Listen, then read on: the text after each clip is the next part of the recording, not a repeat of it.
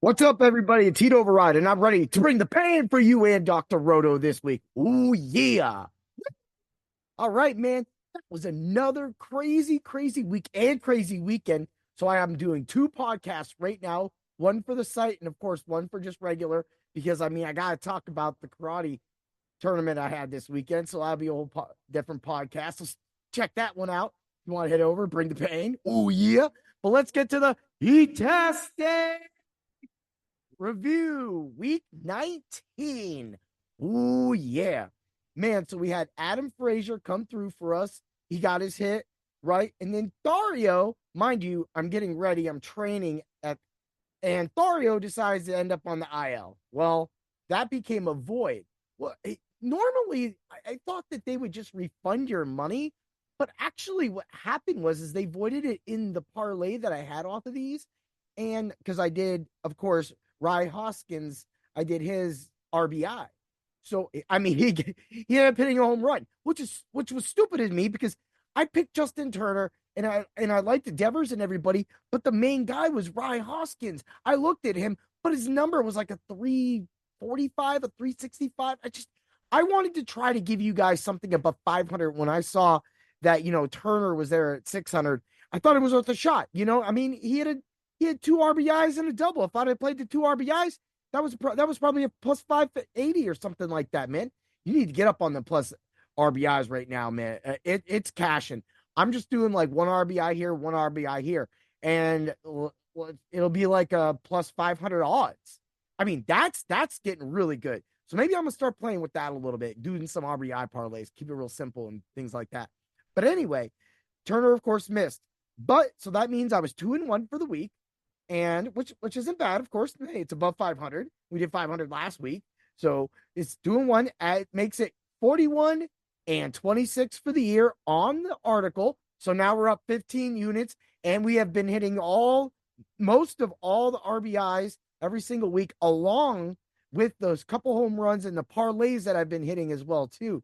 So that's again when I tell you and I give you guys these batters, and I say Frazier, Thario, and Rise, and they still paid out for Frazier's and Rise Hoskins hitting doing their parts of it.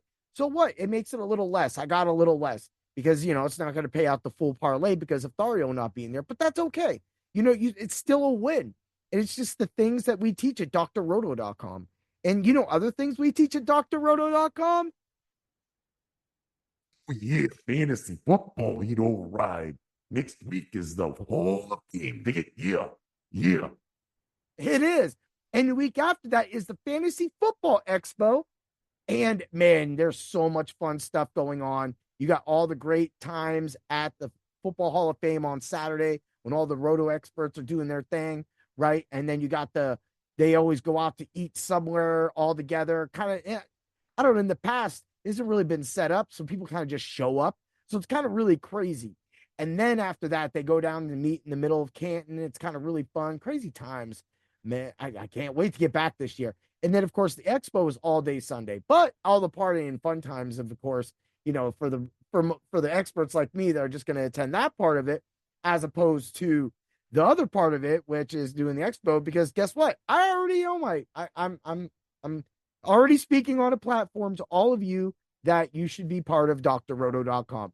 And the people that we produce and the champions we produce and the numbers that we produce and the things that Lou and Trevor have been doing all year long for baseball, not to mention what the guys have been doing over at the PGA side of things, right? And then, of course, we got college coming back. And that means, Mike and the crew, the one and done show is going to be hitting it full stride. They're already doing shows. They didn't really take much time off. They were still throwing their opinions and everything in there. So you want to definitely get over there with Jay and Eric and things like that. And of course, Dr. Roto getting the football schedule right now on Sirius XM. He's getting it, man. And he's doing a lot of his talking. There's a lot of articles hitting at drroto.com, like the Tampa Bay Buccaneers fantasy football outlook by Derek. Derek just hit this one off. So yes, that's going to be the article I'm going to review this week. So again, get to Dr. Roto and read this article because this article has many more players than the two I'm going to mention. But as a preview, you get that little bit right there. So he brought up about he brought up Baker Mayfield is one of the two players I'm going to highlight. Talked about how Baker only really went over 20 fantasy points in 4 weeks last week, and that didn't really impress him. So he doesn't suggest that, if you're going to draft Baker Mayfield and that is your, I'm going to wait till the end and I'm going to get as many backups, I'm going to get my handcuffs, then that's fine. Then that's good. And remember, we're always in the subs only Discord for you too at Dr. Roto live during your drafts. If you can get a hold of us immediately and one of us happens to be around at that time, we can help you during your draft. Outside of that, you can always read our articles, check our rankings. We had a lot of new people have been joining up and kind of haven't, I think they just go right to the Discord. But, you got to go to the site, get them rankings because they're all there. My defensive rankings were in an article. So a couple of guys were like, hey, where are the defensive rankings? Well, they're in an article. So you have to actually go to my page and go back because I've done buried him with how many podcasts I do. Oh, yeah. Yeah.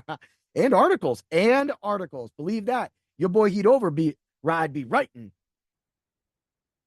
That's because his pen is like the cream of the crop. Yeah, it keeps on going. Except I use a computer, macho. Yeah. Woo! All right, let's move along. Rashad White.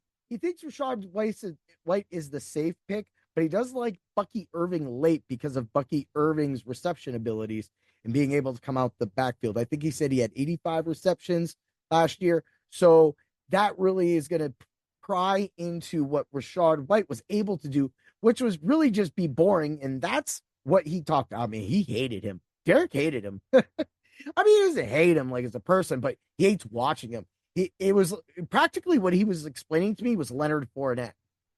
That's exactly what it felt like I was reading. And, there was the same role, catching out of the backfield and does nothing, falls forward, blah, blah, blah.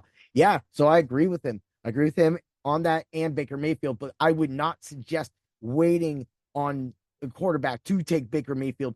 Mayfield should be your backup quarterback. If you're in a 14-team league, that's 28 quarterbacks that should be selected in your league draft because you need a viable backup. Do not have a crappy backup. But if Baker Mayfield is your backup, you might want to go look at your playoff weeks and see and make sure that if an injury happens to your main starter, that you can count on him if you're going to count on him. And as far as Rashard White, I haven't really got a lot of exposure to him, and I've really stayed away myself. So I'm going to agree with him that I'm not going to I don't like this backfield. I think it's more of a passing game. I know that Derek did not like a certain position. It can't be the receivers. So you'll have to really get to that drroto.com and check out the rest of his article. So have a great day, everybody. And always remember to bring the pain. Oh, yeah. May the bets be with you.